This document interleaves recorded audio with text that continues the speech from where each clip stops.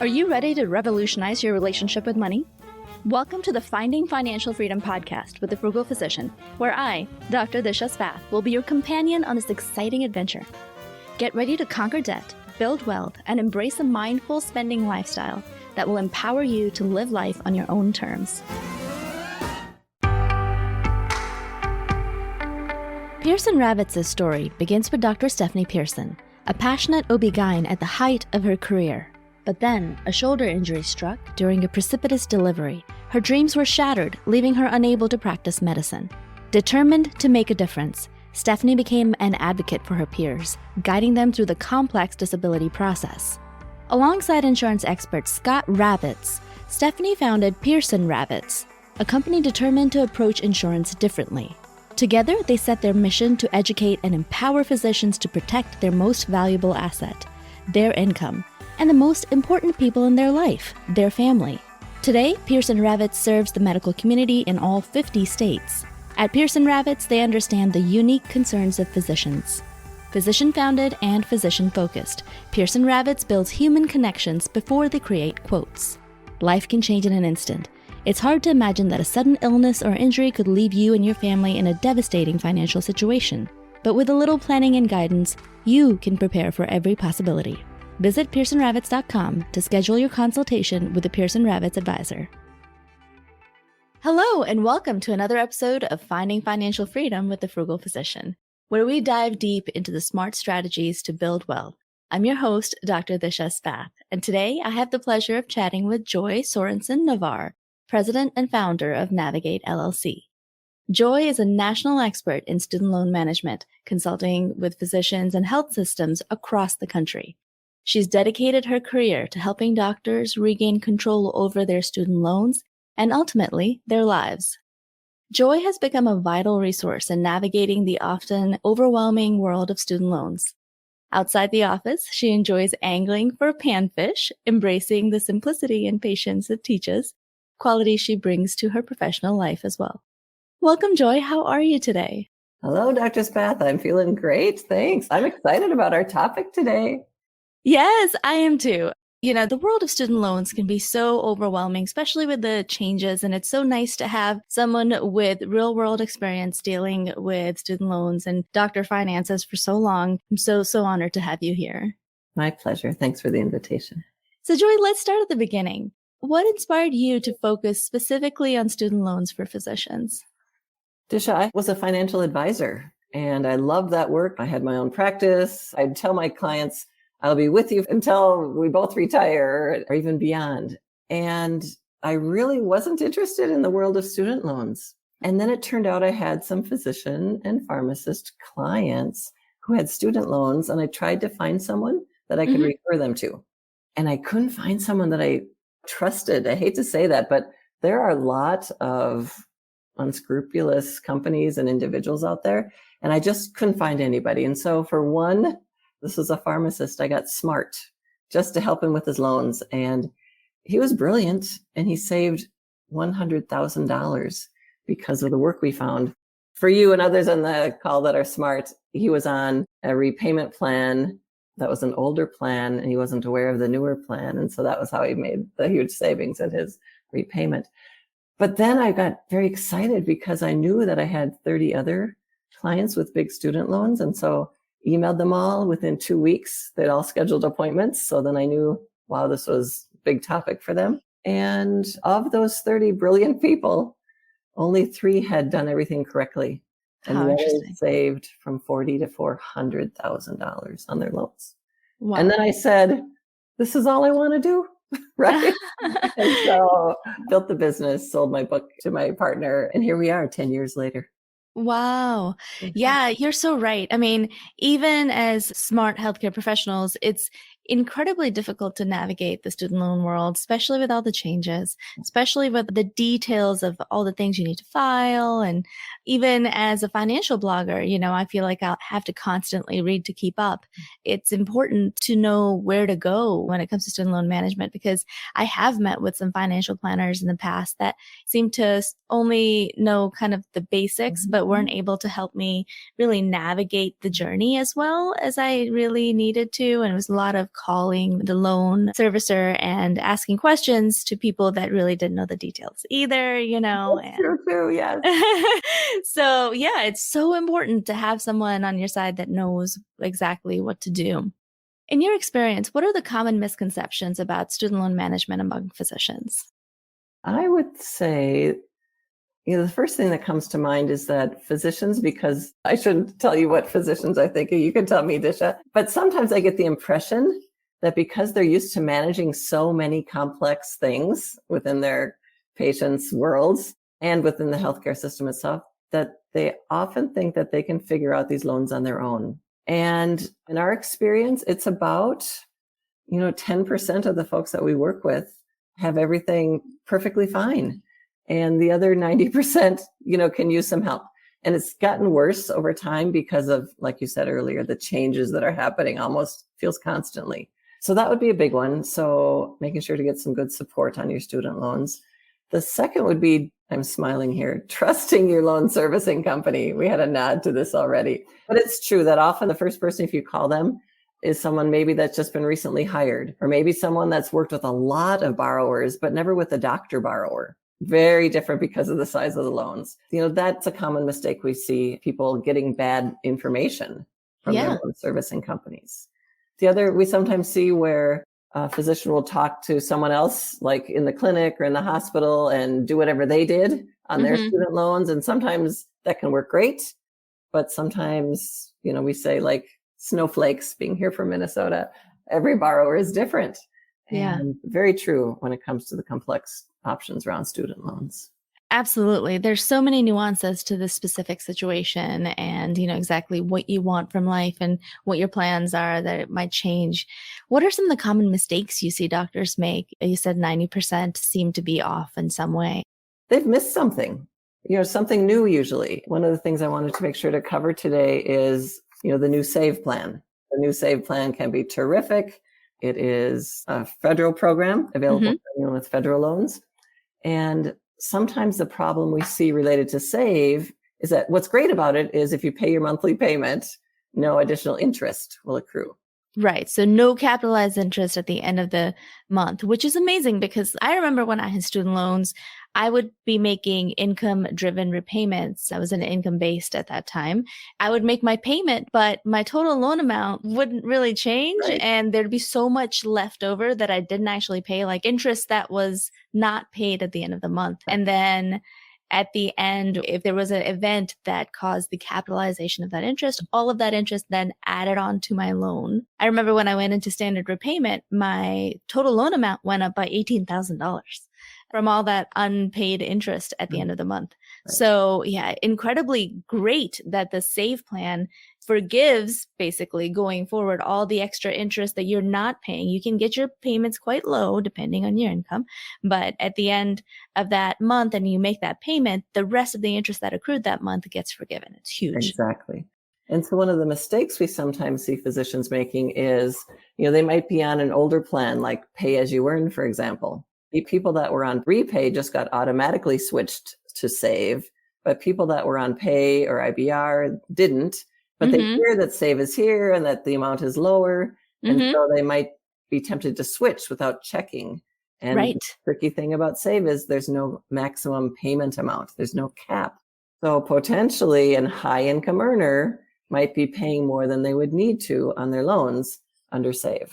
And that's an important caveat to remember because, if physicians are blessed with a high income, at least on paper, W-2, especially if two physicians are married and they have a high household income, then your SAVE payment could potentially be higher than what you would pay in the standard repayment plan because the SAVE payment is based on the household MAGI, which is the modified adjusted gross income. There's a calculation there, which is available on the Frugal Physician student loan cheat sheet that Joy can also help you with this if you're looking to see if SAVE is really the right option for you and your family. Some people talk about married filing separately in order to get around the SAVE lack of payment cap. Can you talk about that a little bit? Absolutely. That's a really nice feature of the SAVE program. On the prior program, Repay, you couldn't file taxes separately and then just use that spouse's income when they were determining the payment amount. But now under SAVE, that is possible. That's just part of how the program runs. If you decide to file your taxes separately, they would count just your income when they determine what your monthly payment will be. That's really interesting. So you could potentially save a lot of money by filing separately from your spouse in order to try to lower your monthly payment and get your loans forgiven. So let's back up a little bit and talk about how we do federal income forgiveness, right? Because there are a couple of different ways of going about it, and I want to make sure we get it clear. Can you define the federal plans? I know a lot of people probably have heard of public service loan forgiveness. So that's one kind of forgiveness. And then there is the IDR forgiveness. Can you tell us about the difference between the two? Be glad to. So glad we're talking about this. I think public service loan forgiveness has become almost common now, right? Lots of people are talking about it. Medical schools are helping to educate the students, and in residency, lots of information. So public service loan forgiveness is the free federal program that's been around since 2007 that says if you have federal loans on an income-driven repayment plan or the standard plan, and you make 120 on-time monthly payments, the remaining balance will be forgiven. So the big thing to understand here is that you need to have qualifying employment. It needs to be full-time employment as defined 30 hours per week, an average of 30 hours per week, with a nonprofit or a governmental or a tribal agency. There are a couple of allowances for people who are physicians, specifically who are working in states where the state doesn't allow the nonprofit healthcare system or clinic to directly employ a physician. In that case, they might be working for a private physician group. In those situations, they are still eligible for public service loan forgiveness. So yeah, that's great. So we're talking 120 payments, so 10 years. So you get forgiveness, you make income-based, income-driven payments, I guess, throughout that 10-year period and try to get your loans forgiven after 10 years of payment. So that's PSLF. And an important part of that is that it's tax-free as it's written, right? That forgiveness is tax-free. What about IDR? So there is a 20 or 25-year income-driven repayment forgiveness, where after making 25 years of payments, the balance is canceled. Mm-hmm. Okay, so that balance is also forgiven. That balance can be, the forgiveness from that can be taxable. It was taxable, is currently not taxable due to COVID provisions until sometime in 2025. But it can be taxable in the future. So if you are counting on that forgiveness after 2025, if nothing changes between now and then, it can be a taxable forgiveness. So the different IDR plans, it used to be pay, ICR, IBR, and repay. And now we talked about save. So tell us about what's happening to the other plans with the new student loan adjustments. Yes. So it's important for people to know that if you're on save and you have a higher income and you think you'd like to get onto a plan that has a cap, there are two plans that have caps. Well, three, but two that are the lower. The formula makes the lower payment, and that would be pay as you earn. Everyone who's eligible, who has a partial financial hardship, meaning that their current income would mean that their pay payment is less than the standard 10-year plan, you can get on that today. But after July 1st, you cannot get on to pay. There will be no more enrollments after July 1st for the pay-as-you-earn plan. And at that time, we're seeing a lot of folks think about the new IBR. It's been around for a long time. We haven't talked about it for so long because it was pretty much inconsequential. There were better plans. But that plan exists, and it will continue to exist into the future. For that, you need to have your loans taken out only after 2014 to be eligible. To be eligible, they need to be new loans from 2014. Would a consolidation count as that new loan for IBR? Only if the underlying loans are also since 2014. I see. Okay. For IBR, do you need to prove partial financial hardship? You do. You do. Okay. And does it have a cap? Payment cap? It does, yep. It does. Okay. So pay and IBR have payment caps. And the new IBR, which is different. The new IBR, right. Regular IBR. So confusing. Yeah, right. And then SAVE does not. So we are talking about ways to lower your monthly payment here without, and I guess maximizing the forgiveness if we're going for forgiveness, right? Now, what if people were just wanting to pay their student loans off? What would they do? I'm going to say this out loud. So remind us to go back and talk about state taxation on forgiveness. Oh, okay? yes. Okay. Right. So if a person is going to pay off their loans rather than pursue any kind of forgiveness, the primary consideration would be their interest rate, right? Unless they're planning to pay it off like in a year, or like if they have a lump sum available and they're just going to pay it off, then it doesn't matter what the interest rate is.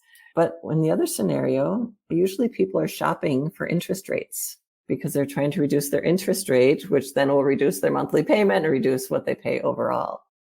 The interest rate by itself getting lowered, it makes it easier for you to pay off your loans because obviously there's not as much interest accruing. I would have to do the calculations to see if the save plan with the interest subsidy that you get by not accruing the interest, and I have to do the math to see if that might have worked better in my situation versus refinancing with a private lender. But basically, the point is to try to go for the lowest interest rate. If you're planning on actually paying it all off with your hard-earned cash, then you get the lowest interest rate and just start making payments towards the principal, extra payments every month so that it goes away. That's what my family and I decided to do. And before the student loan overhaul that has recently happened, that was the right move for us. And we paid it off in 17 months, which initially my interest rate was 7% with the feds, and getting it lowered to 3% really made a very humongous. nice. Yeah, it was amazing. And it made a huge difference in how much money I had to pay back. And we saved a lot of money by just doing that. And then, of course, saving and taking the delta from our cash flow every month and just putting it towards the principal of my student loans. And, and we shot for 3 years and actually paid it off in less than half of that. Once you get going and get motivated, it's easier to, just when you have a specific goal in mind and you're willing to and able to pay off the loans, you certainly have the ability to do that as well. And there are pros and cons to both sides, pros and cons to trying to pursue forgiveness and trying to pay it off. For me, the pros were just freedom. I wanted time freedom, and I didn't want to be tied to working full time for a non-for-profit for 10 years in order to get the forgiveness. And I certainly didn't want to have my student loans hanging around for 20 to 25 years. So that was the right move for us. But yeah, if you are going for forgiveness, it is a much better landscape right now to do that because of the recent changes, because the government is really trying to make this a better experience for borrowers. It's not a bad way to go. And maybe, looking back, if the facts were on the ground what they are today, I might have gone for the PSLF. But let's talk about that taxation piece, because that's an important thing for people to keep in mind. We talked about how income-driven repayment plans, if you go for the 20 to 25-year forgiveness, then that can be taxable federally. What happens to the state taxes? In most states, it is also not taxable. But there are a handful of states, and it changes over time because state legislatures are deciding on policy about this and whether they want to mirror the federal tax rules on this. But there are still a handful of states where the forgiveness amount is considered as income. It's in your Maggie. And so then it is taxable. So that is something that every physician needs to check to make sure whether or not in their state that amount is taxable or not. The other thing I wanted to think about in terms of taxability is, I'm a big public policy geek. And so I was wondering, when are they going to take up the federal tax rule related to the long-term IDR forgiveness? And what we've learned is that they never talk about this until the actual situation is happening. So we're not expecting to see the end of that forgiveness until the end of those COVID regulations next year or the next. That's when we're going to start seeing federal legislators, senators, and representatives talking about this. There's a big coalition of folks working on it, mostly through the Preserve PSLF coalition. Some of those folks lobby on both sides. So there'll be lots happening around it, and potentially we could use some help from physicians' voices too. So stay tuned. Yeah. I want to clarify. You said some forgiveness may be taxable in some states. Are we talking both PSLF and IDR forgiveness? We are, sadly. Something that is not talked about a lot. So even PSLF forgiveness can be taxable in certain states. That's huge. So if you get $400,000 in student loans forgiven, which is happening quite often right now, then all $400,000 of that is counted as income for that year. And then that physician might get taxed at the state tax rate, which would be as high as 9%, like in New York. Oh, that's a big tax bill. Need to be ready for it. When we run the numbers with folks, it often turns out it's still worth it, right? Okay. From a numbers perspective, but you want to be ready for it, right? Right. That's a very big surprise bill to get at the end of the year Right. if you're not prepared for it. So yeah. And, as we're talking about forgiveness and trying to minimize your payments, it's also important to remember that you are trying to lower your monthly payments. That's the strategy, right? If you're trying to get forgiveness, obviously you're going to put in your time working. You might as well try to maximize your forgiveness, but you need to be prepared for the tax consequences for that year when you get that forgiveness.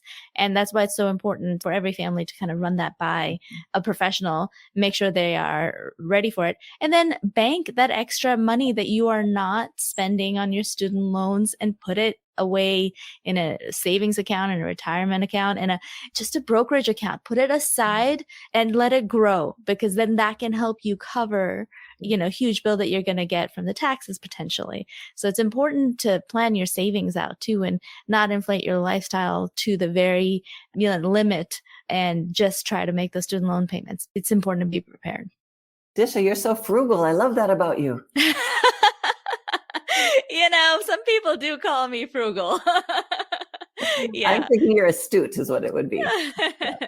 I mean, I think unfortunately things change. And if anyone's lived long enough, you know that promises are one thing, good intentions are one thing, but reality sometimes changes and rules change and the people in the leadership change and their ability or desire to make the student loan world a better place changes, right? And so a lot of this depends on who's making the decisions and what kind of decisions they're making. And then of course life changes, right? You might want to pay off your loans. So it's nice to have that, what we call a PSLF side fund, or in this case, now with Save, just an IDR side fund to have sitting there growing to give you options, right?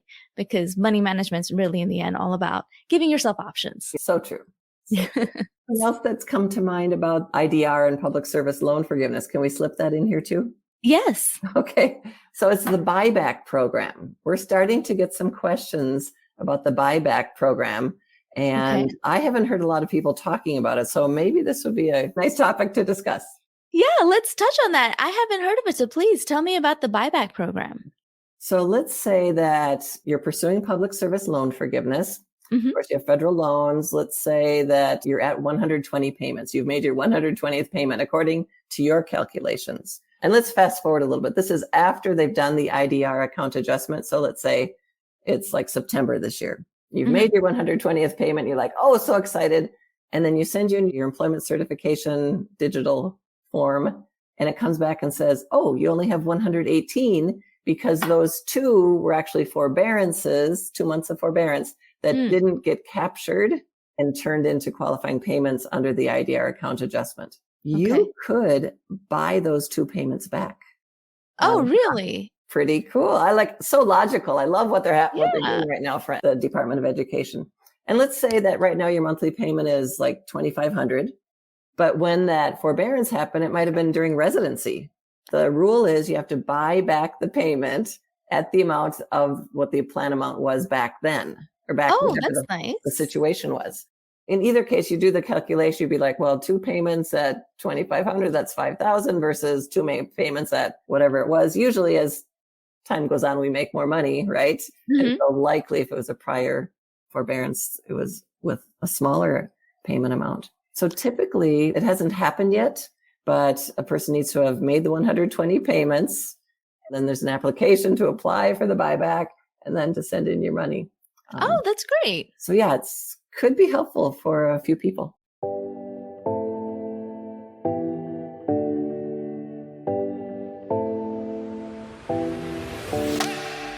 To get the most out of your career as a physician, you need an employment contract that supports you. Unfortunately, most contracts do not initially include everything you need to be successful. Employers draft contracts with their best interests in mind, but the terms that benefit your employer are rarely as valuable to you. Before signing an employment contract, you should always make sure your salary, bonuses, paid time off, and other terms are fair. Resolve is the one and only place you can get live salary data, so you know exactly what's happening in your specialty at all times. The best part is that data is verified from real physician contracts. With access to data on what physicians like you are earning, you know when you are being underpaid and can confidently ask for what you deserve. In addition to providing data, they are the #1 firm specializing in physician employment contracts. They work with every specialty nationwide. At Resolve, you get connected with an experienced attorney who will work with you one-on-one to ensure you sign with confidence. Your attorney will take your priorities into account, address your concerns, make suggestions, and help you strategize for any negotiations. They can even negotiate with an employer on your behalf. So whether you are a seasoned attending or just finishing training, Resolve is here to support you every step of the way. Visit resolve.com to learn more and discover how to sign your ideal employment contract. Resolve, your trusted partner for physician contract review negotiations and salary data. I can imagine that would help a lot of doctors out there that might have been put into administrative forbearance or just didn't know what they were doing or whatever back in the day when they were younger, and now they do. And if they want to just bank those payments, wow, it's an amazing option. Yeah. So you mentioned the IDR recount. Touch on that because we're coming up on the deadline at the end of this month. And I think this podcast is going to go live before the deadline. So please tell us about that. So yes, there is an IDR account adjustment. It's a goofy title. What it really means is that the Department of Education is going to do a recount of everyone's student loan payments. And they're going to credit people, for the months of forbearance, for the months of miscounting by your loan servicing company. People are going to get a new count of potentially qualifying payments, either for the long-term IDR forgiveness or for public service loan forgiveness. Pretty exciting, but especially for the folks that might be listening who went to medical school back in the 90s, are related to somebody that went to medical school in the 90s or a colleague of them. Do you know what student loan interest rates were back then? I think they were somewhere like around 1% or something, exactly, right? Exactly. 1 and 2%. So nice. It was beautiful. And a lot of the advice back then was repay your loans on the 30-year plan because you could get a better return anywhere else, even in a savings account at that time. And so people did. And so there are folks that have been paying for 25 and more years and they still have a loan balance. Not a big balance. Typically, it's usually, we've seen 100,000, 50,000, 12,000, not a lot. And if those folks have made 25 years of payments, they're done paying and they might not know. So please help us get the word out. There's typically one thing they need to do, and that's to apply for a direct consolidation loan with the federal government, because these are typically the older loans that aren't eligible for forgiveness. And so you need to apply for the direct consolidation loan to make them eligible, the loan type eligible. People need to know about it. Yeah. I mean, sure. If you have, $50,000 or whatever, $25,000, it's not peanuts, especially to primary care physicians, right? So if you can get that forgiven, why not? Please do it. The important thing is, like Joy mentioned, these older loans, FFEL loans, the direct student loan was a more recent title that these student loans got. They were directly from the federal government before they were coming from private companies. So those older FFEL loans have to be consolidated into direct federal loans. And we're talking consolidation, not refinance. We're talking staying with the federal government, not going to a private company, because it's the federal government that's offering this program to basically recount your payments. You can consolidate them now. And then if you've already made that 25-year mark on your payments, then the rest of your loans could be forgiven, right? Huge. Very exciting. Yeah. And it's not related to employment. You could be retired. You could be working in your own clinic. You could be working part-time or hardly at all, not related to employment. It's just the fact you have a federal loan you've been paying on for 25 years. Right. Huge. And the deadline is at the end of this month. Okay. And it hasn't been Apply extended for the consolidation, correct? to apply for the consolidation. Do it now. Look into it now. Remember, you might lose your interest rate subsidy at that low interest rate for a short amount of time. It'll be a weighted average. So it might go up by a 1/100%, but it won't be to current rates. So let's say it was at 2% and 3%, they had a couple of loans, it would be at 2.5%. Not terrible. But yes, it might change your interest rate a little bit, but important to run the numbers and make sure you come out ahead. Also important to remember the tax implications. While this forgiveness is tax-free currently, federally, it might be taxable in your state. So important to know what that would mean for your tax bill.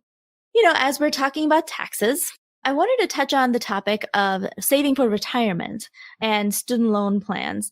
We talked about how married filing separately might be advantageous for folks that are trying to maximize their forgiveness and minimize their payment so that, if they have a high earning spouse, that their income is excluded from the student loan payment calculations.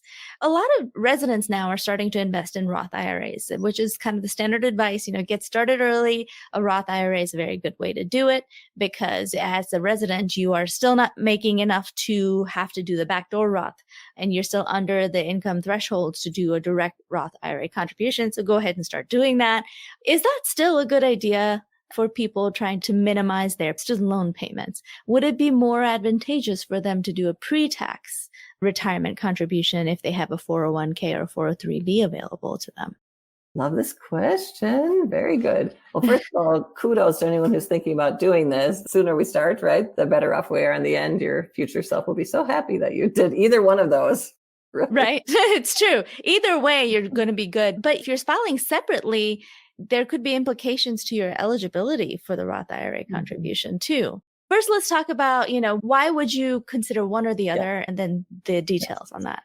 So any pre-tax contribution, like to your 401k or 403b, for example, would reduce your adjusted gross income. You mentioned earlier, the adjusted gross income is what the Department of Ed uses to calculate your income-driven payment. So the more you can reduce that, the better off you are. So by retirement saving, not the Roth, because that's a post-tax contribution, but to your 403b, or you might have a pre-tax HSA or childcare. Sometimes there's a special pre-tax account you can contribute to from your employer's end. Yeah. All of those will reduce your adjusted gross income, and that will reduce your payment amount.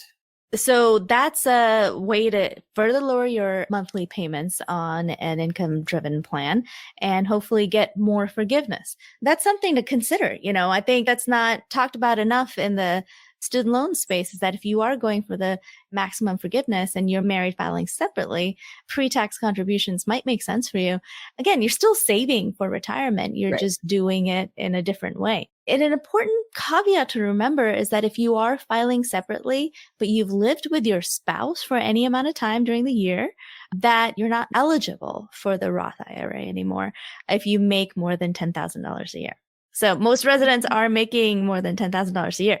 So it's very important to know that you're not actually eligible. So a lot of people, I can see people just doing a Roth IRA as a resident and filing separately and not realizing, right, that they're not eligible, then having to go back and recharacterize those payments. And that's kind of a pain. It's not the end of the world. It's a fixable mistake, but it's important to know that if you do want to do Roth contributions or Roth IRA contributions as a resident and you're filing separately, then you would have to do it through the backdoor method, which is still legal and you're okay to doing that. So you have to contribute it to a traditional account and then convert it to Roth. Okay. That's what attendings generally have to do, but residents should also remember this. But probably if you're doing married filing separately to try to lower your payments, then you're probably also going to want to do pre-tax contributions if you have that space available. That makes sense. I wanted to mention that because I recently wrote an article about it based on, we did a student loan webinar together and did another webinar, and this question came up, and I'm so glad somebody brought this up because it's an important thing for people to know. Yeah, very important. And the details, right? It makes a person's head spin. So it's great to have great information like you just wrote about that. Thank you. Yeah, absolutely. And this is why we need professionals in our lives, right? So that this is the reason that getting your individual situation looked at by a professional is so important, because while we get garden variety, this is generally good for everyone, there are always caveats. It might be caveats that I don't know about your situation, so always good. So you know already that there's been all this trouble around recertification of income-driven repayment plans. The federal government said that no one had to recertify, but the loan servicing company, who has been servicing everyone who's pursuing public service loan forgiveness, said, yes, it was time to recertify. A lot of physicians especially had really big payment jumps, and it was against the rules. Yes. Right? So we were like pulling our hair out, trying to, help people get back to their original payment amount. And finally, the federal government said, you must do it differently. And so MOHELA was forced to reevaluate. So there might be doctors out there who were forced to recertify their income-driven repayment plan. So if anyone has done this since, COVID, you actually can get that reversed.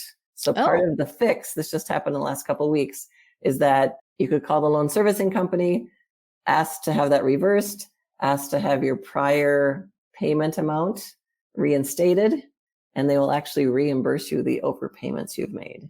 Oh, wow. Even if you're not eligible for forgiveness yet, they're just going to reimburse you. Right. Well, that's huge. So we're talking, people that, I'm assuming this will highly impact people that were residents and are just new attendings and had a huge jump in their pay. Exactly. Wow.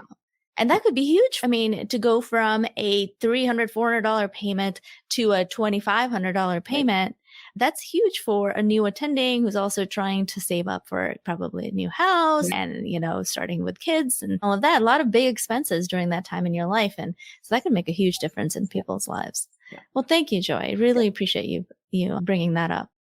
All right. Any other new changes we should know about before we let you go today?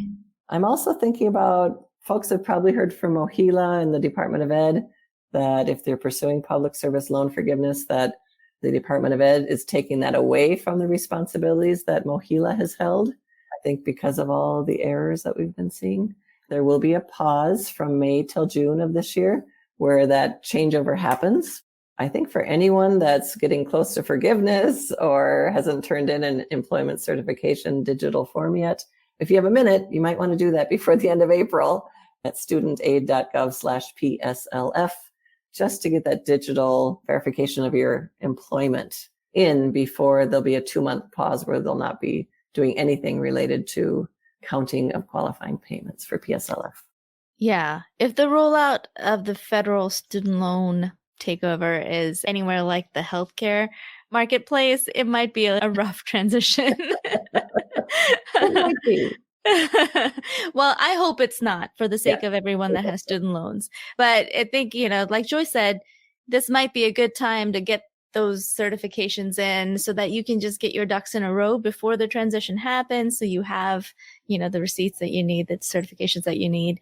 And just so your situation is settled before it transitions, I think it's a good idea, just in case things don't go well. Agreed. And then keep your receipts. Yeah. Yeah. Should they be downloading like all of their documentation from MOHELA just in case? I would, yeah. Or take screenshots of the website showing your number of qualifying payments. Absolutely, yes. Yeah, because that web interface is most likely going to go away as well. Well, Joy, thank you so much. It's been so enlightening to have you talk about student loans here, and I hope this will help our listeners. I know it will. You've shared so many nuggets of wisdom today. I know there are probably 5,000 other things to be talked about, and especially in individual situations, there could be other things that could be affecting the advice we give them. So how can people get in touch with you if they want you to go over their individual situation with them? Oh, thanks. Absolutely. Go to our website, navigatestudentloans.com. Click on schedule a call. That goes right to our calendar. We do a free 15-minute discovery session. You can answer any questions quickly there, give you a sense of what else we could help you with if that's something you'd like. So please schedule a time. We'd love to talk to you and really honor that you might trust us to do that. Oh, well, thank you so much, Joy. I really appreciate you sharing that. And before I let you go, I have to ask you, when's your next fishing trip? Well, I've already been fishing this year. Oh, really? Yeah, pretty exciting. We got skunked, as my grandpa would say. We didn't see a fish, but I was with the teenage grandsons who just wanted to go out. And so we did. And it was fabulous. It was fabulous. But yeah, no fish yet, but hopefully soon. Wonderful. We're taking my boys out to the Adirondacks this summer and teaching them how to fish. Teaching me how to fish too, because I've never been. I'm so excited. It's going to be a week of just disconnecting from internet reception there. There are no screens. I'm so excited. It's going to be so peaceful. It's going to be wonderful. Oh, you got to tell me how it goes. I will. I'll see how long we survive without pulling out the Nintendo Switches. There you go. Well, thank you so much for your time today. And you guys, please go and check out Navigate's website if you have any further questions or you want to get in touch with Joy. And thank you so much for your time. My pleasure. Thanks for taking up the topic today. And that's a wrap on today's episode with Joy Sorensen Navarre. Joy, thank you for breaking down the complex world of student loans with such clarity and passion. Your insights are incredibly valuable for any physician looking to tackle their student loan debt more effectively.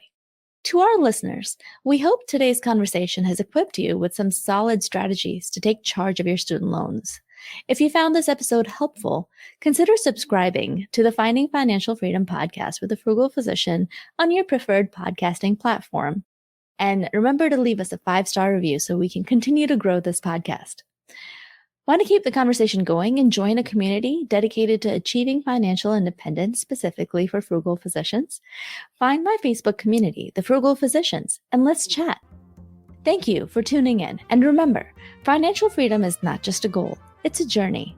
Join us next time for more insights and strategies to help you along the way. Keep thriving and see you in the next episode. Stay frugal, y'all. Now, a final word from our sponsor. At Pearson Rabbits, they understand that life can change in an instant. It's hard to imagine that a sudden illness, injury, or catastrophic event could put you and your family in a devastating financial situation. Physician-founded and physician-focused, Pearson Rabbits builds human connections before they create quotes. Visit www.pearsonrabbits.com today and embark on your journey to safeguarding your future. The content shared on this podcast should not be taken as individualized financial advice. We are here to share our knowledge and experiences, but it is crucial to consult with professionals such as accountants, financial advisors, or attorneys who can provide personalized guidance based on your specific needs.